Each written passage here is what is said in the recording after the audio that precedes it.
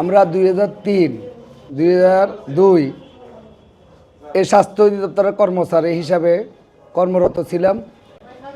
গত 16-17 বছর আমলে ক্ষমতা আসে আমাদের এই অধিদপ্তর থেকে সমস্ত গাড়ি চালককে বিভিন্ন প্রতিষ্ঠানে, বিভিন্ন ডিভিশনে, বিভিন্ন বিভাগে ন্যস্ত করে এবং ন্যস্ত করায় ওনারা ক্লান্তি হয় নাই। পরবর্তীতে আমাদের বেতন ভাতা অধিদপ্তর থেকে ফোন করে দিলে বেতন ভাতা বন্ধ থাকতো। বিভিন্ন ধরনের ওভারটাইম যে সুযোগ সুবিধাগুলো আমরা পাই সেগুলোর থেকে আমরা বঞ্চিত হইতাম।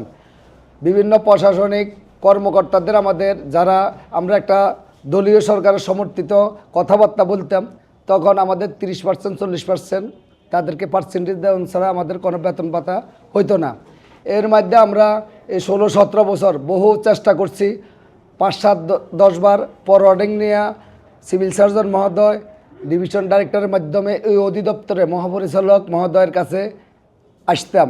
আসলে আমরা বিভিন্ন এডি প্রশাসন, ডিডি প্রশাসন, এডি কট সাহেব যিনি মহাপরিচালকের পার্সোনাল পিএস, ওনার ধারে বারিন্দা পর্যন্ত উপস্থিত হতে পারতাম না।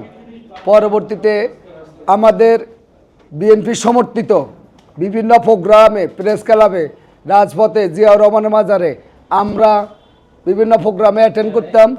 13 সালের 20 অক্টোবর চীনমৈত্রী সম্মেলন আমরা একটা প্রোগ্রামে গেছিলাম। ওই প্রোগ্রামে আমাদেরকে বিভিন্ন মায়ের দৌড়, বিভিন্ন হয়রানি। আমি রমনা থানায় যখন আমার লগে সহকর্মী অনেকে মামলা মোকদ্দমা খাইছে, আমি যেহেতু ঢাকা সিটির বাইরে আমি প্রোগ্রামে অ্যাটেন্ড করছি, আমাকে 5 লক্ষ টাকা এই থানা চাইছে। ছাওয়ার বড় দিয়ে আমি মিনিমাম 1 লক্ষ টাকা দিয়া, পুলিশ একজন এসআই, একজন 3জন কনস্টেবল ছিল, দিয়া আমি ওইখান থেকে ফেরত আসলাম।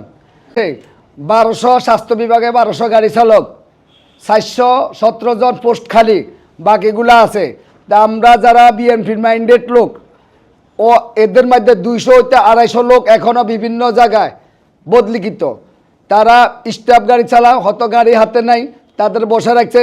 তাদের ওভারটাইম থেকে, সুযোগ সুবিধা থেকে, বেতন ভাতা থেকে অনেকে অনেক জায়গায় মানে বিবস্ত অবস্থা আছে।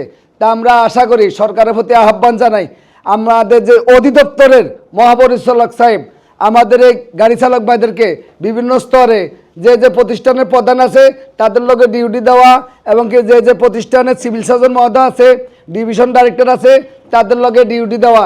আমাদের এই দাবি জানাচ্ছি আমরা সরকারের প্রতি। আমাদের যে দাবি দাওয়াগুলো আছে, আমাদের যে ন্যায্য দাবি দাওয়াগুলো, এগুলো আসলে আমরা সরাসরি নিজেরা যাইয়া আদায় করে আনতে পারবো বলে আমরা মনে করি না। আমাদের একটা সংগঠনের দরকার আছে, সেই জন্যই সংগঠন।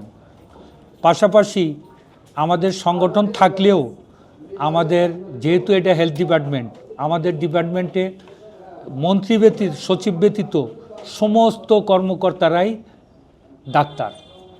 তো ডাক্তারদেরও একটা সংগঠন আছে, জাতীয়তাবাদী দলের বিশ্বাস করে যারা, সেই দলের সাথে আমরা 92 সাল থেকে অদ্যাবধি আছি। এবং যারা আজকে এই যে প্রধান অতিথি, বিশেষ অতিথি হিসাবে আসছেন, তাদের সাথে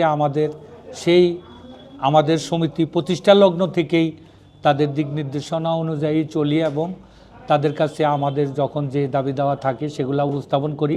তাদের মাধ্যমেই আমরা এই সংগঠনের ভাগ্য উন্নয়নের জন্য যখন যা প্রয়োজন তাদের কাছে যাই, এবং বাকি যেগুলো আছে সেগুলো তারা পূরণ করবে বলে আমরা বিশ্বাস করি।